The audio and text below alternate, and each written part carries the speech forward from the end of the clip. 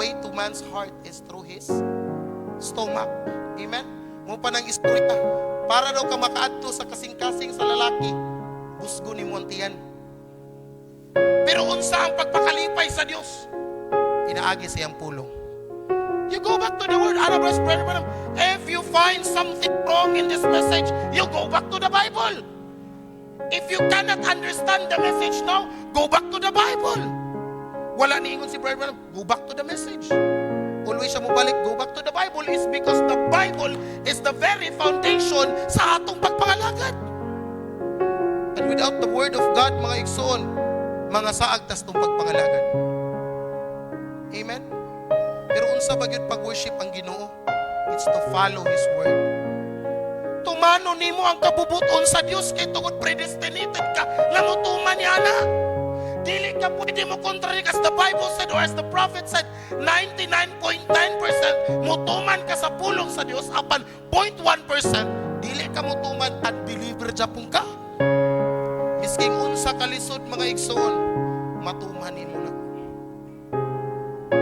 Misking unsa kakapoy ang pagpangalagad, matrabaho nimo na. Why? Because you are elected for knowledge ng daan. Seed of God. Ano pa ang propeta? What sets us apart from the world is that very seed na gikan sa Diyos na nasa imo. Not all souls are seed of God. Ano pa si Brother Branham? The soul is a seed of God. But not all soul come from God.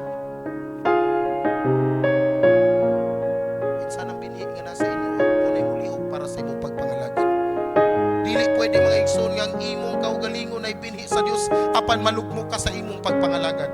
Eventually, as time passes by, mga igsoon, mahimo gyud kang magmadaugon. Kay tungod ikaw pinili sa Dios nga magmadaugon.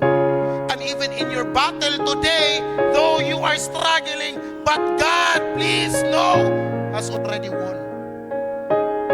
God sees the end of your battle, and He is already congratulating you. Ano pa si Brother? That's why He is omnipresent.